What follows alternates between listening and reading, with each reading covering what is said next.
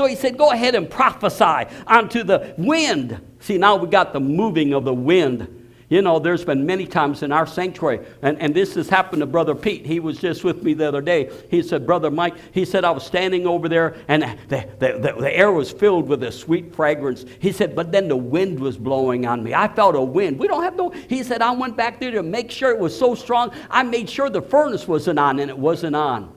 I remember one time I was here, and we had a good crowd, and we had just come out of this 2.5 years of meetings every day. And actually this family, and matter of fact, it was actually before that began. And there was a guy by the name of Mark Moore and his uncle Joseph. And they're standing back there. And I'm moving in the Holy Ghost. And I give an altar call. Can't remember what it's for. All of a sudden I saw Mark Moore, and he's a big guy. And his uncle Joseph, nice guy, real short guy. And they're like not holding hands, but they're both coming up together like this. They're coming up to the front. It's like, what are those guys doing? They were by each other, coming out this. They come up front, and they're going like this. I think, what is God doing? Because these guys were kind of like analytical. They kind of were critical of everything that was going on. And matter of fact, he didn't want to come to church here, but God told him he had to, and he had an attitude about it. He didn't want to come to church here. He had an attitude. And you know, and matter of fact, I prophesied over him. I said this out of my mouth. I said, it might have been in that service. I said, you will come and live on this property in the apartment for 2 years. He looked at me like, you're nuts. I'm never going to live on this property. Matter of fact, I'm never coming back to this church. That's what I said to him. And I just let it go because I thought my job. He called me up about a week later and said, Pastor Mike, he was disappointed. Pastor Mike, it came to pass. I said, what? He said, I don't know why, but my landlord sold the house underneath us, and we've got a week to move, and I have nowhere to go but to come and live on the church's property. I mean, real attitude. And he ended up living here exactly 2 years, like the word of the Lord came to me, you know. I didn't make it, I didn't care. I really didn't know if I wanted the guy on the property. That's how bad his attitude was. But I heard the Lord say, he's coming, you're coming for 2 years, you know. And I know the guy had a lot of issues. So he comes, they finally get up here, and they're like this, they're like this, they're like this.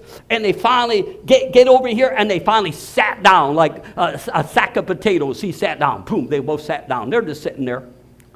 And God did wonderful things in her family. They had I can't remember. Do you remember the other uncle's name? Who he was Gothic, and he was a piercer. That was his profession. He would pierce skin and make the holes in the ears and the nose. I mean, that's what his job was. And he came in here and he had rings off on his eyebrows and on his nose. I mean, it was gross, you know, and black makeup. And I'm up here preaching under the power of the Holy Ghost. I give an altar call.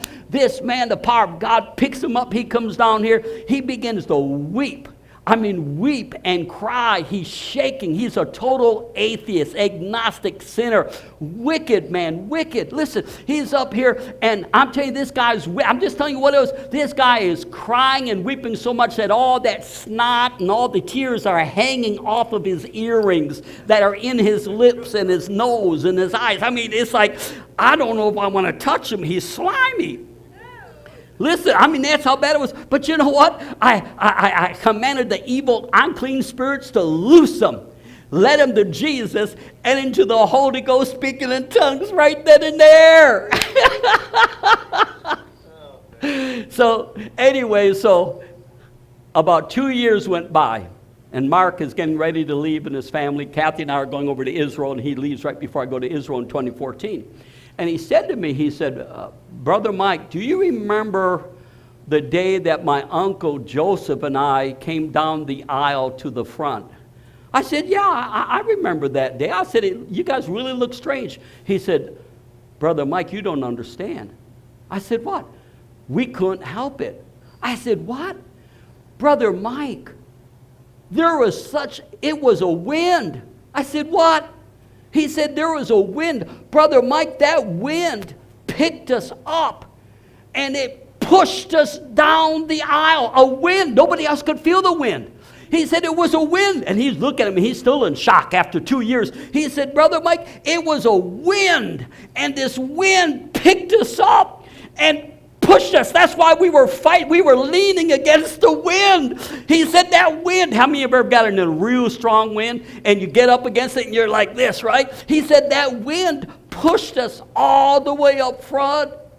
He said, then I knew, because he's very analytical, he said, I knew there was a God in heaven.